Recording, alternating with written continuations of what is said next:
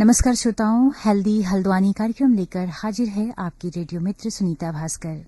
आप सुन रहे हैं उत्तराखंड मुक्त विश्वविद्यालय का community radio hello Haldwani 91.2 megahertz की रेडियो तरंगों पर आप इसे सुन पाते हैं। आज है राष्ट्रीय कैंसर जागरूकता दिवस। 2014 से हर साल 7 नवंबर को इस दिवस को मनाया जाता है। एक बहुत बड़ी चुनौती आज हमारे सामने है श्रोताओं की कैंसर के 90% जो मरीज हैं वो चौथी अवस्था में अस्पतालों तक पहुंच पाते हैं, जिस कारण से केवल 20% मरीजों को ही बचाया जा सक रहा है। तो एक बड़ी चुनौती है। तो आज का जागरूकता दिवस इस बात पर होना चाहिए कि कैसे हम अर्ली स्टेज में डायग्नोसिस कर पाएं कैंसर की, लोगों को इतना जागरूक करें।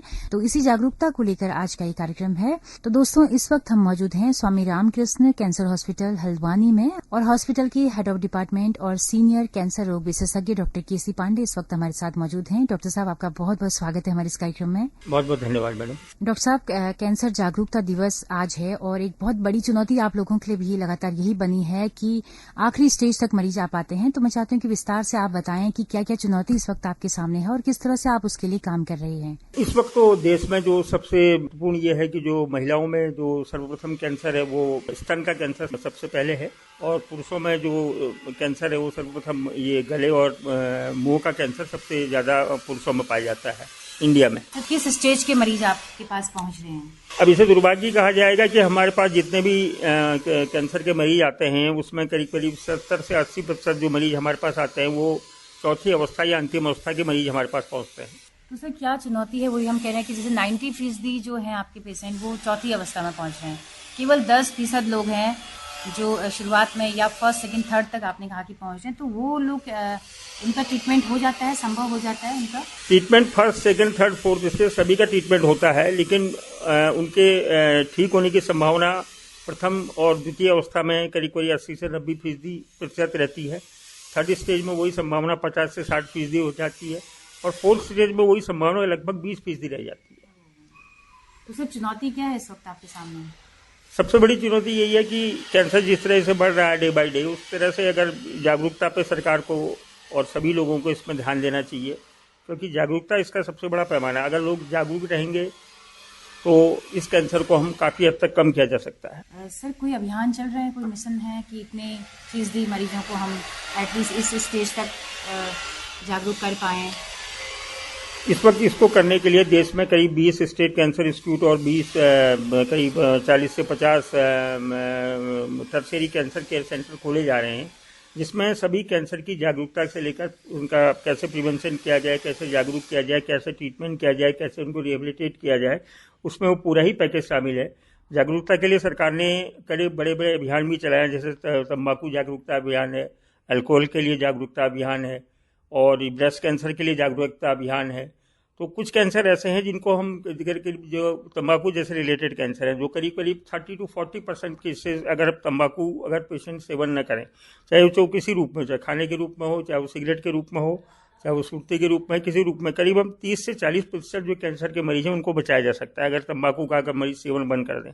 ऐसे कुछ कैंसर ऐसे हैं जिनको हम अर्ली पता कर सकते हैं, जैसे कि ब्रेस्ट कैंसर हैं, जैसे कि मुंह के कैंसर है, जिनको कोई भी उछाला जो बहुत लंबे समय तक ठीक न हो रहा, उसकी बायोप्सी करा लें।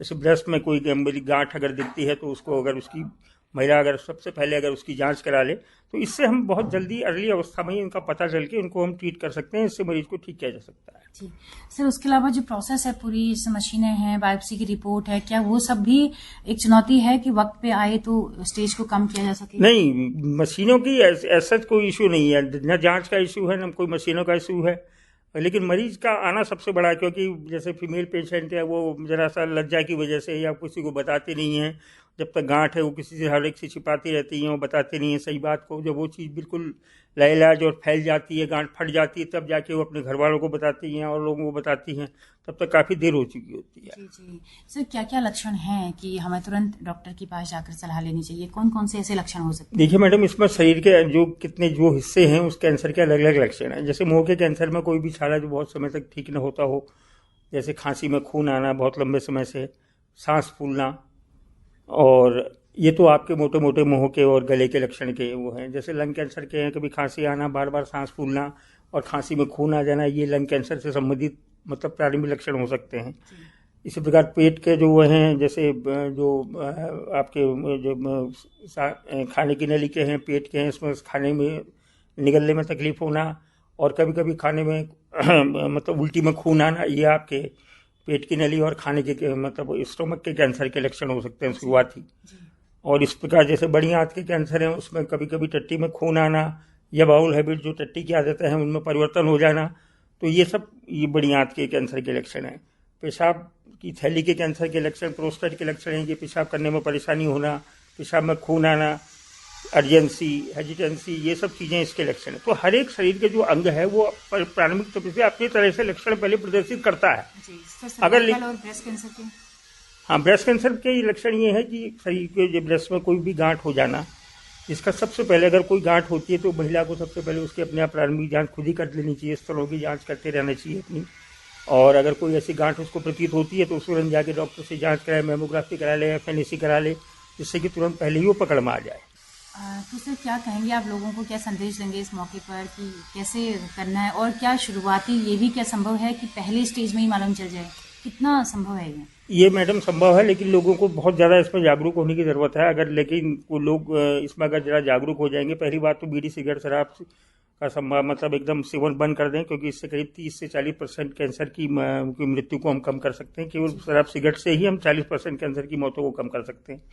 दूसरी बात यह है कि जिस प्रकार से जीवन शैली में योग, एक्सरसाइज, डाइट में हम लोग अपनी डाइट को ठीक कर रखें, हरी सब्जियां, दाल सब्जियां, रोटियां, ये सब चीज़ें हम लें, ये जो फास्ट फूड है और आपका जो रेड मीट है ये कम से कम सेवन करें, एक्सरसाइज करें। एक्सरसाइज से खाली कैंसर ही ठीक नहीं होता, एक्सरसाइज से आपकी जो हार्ट की डिजीज़ है, आपका ब्लड प्रेशर है, आपका कोलेस्ट्रॉल है, ये भी ठीक होता है। और उसके अलावा आपकी एक्सरसाइज है, डाइट है, अल्कोहल है, ये सब चीज़ें अगर हम इनको अवॉइड कर सकें तो हम काफ़ी हद तक इससे हम बच सकते हैं। सर कितना वक्त लगता है एक स्टेज से दूसरे स्टेज में पहुंचने तक बीमारी को?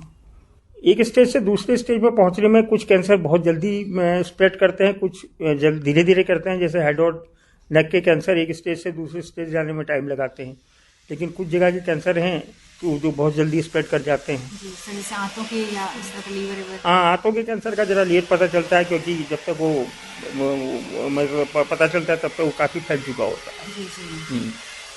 सर बच्चों में भी कैंसर दिख रहा है, ब्लड कैंसर है कई बार, और भी कई तरह के हैं, क्या वजह है इसकी? बच्चों के ब्लड कैंसर की वजह ज़्यादातर जेनेटिक भी है। जेनेटिक जो है कि उसका जो क्रोमोसोमल एब्नॉर्मली है तो उससे भी इसका रिलेशन देखा गया है। और उसके अलावा आजकल ये रेडिएशन भी हैं।